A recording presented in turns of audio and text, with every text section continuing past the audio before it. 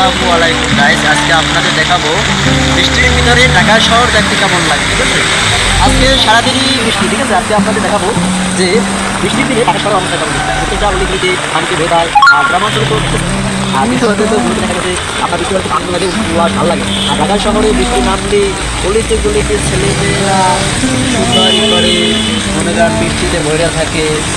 তারপরেও আমি দেখা যায় গ্রাম শহরে চেয়ে ঢাকা গ্রাম অঞ্চল অনেক ভালো। বৃষ্টি নামলে দৃশ্যটা দেখতে খুব সুন্দর লাগে। আর ঢাকা শহর তেমন একটা, কিন্তু ঢাকা শহর রোমান্টিক করা যায় সেখানে হচ্ছে বৃষ্টি নামলে মেয়ে ছেলে থাকলে মানে সে একটা রোমান্টিক করা যায়, একটা মজা আছে বৃষ্টির একটা ফিল পাওয়া যায়।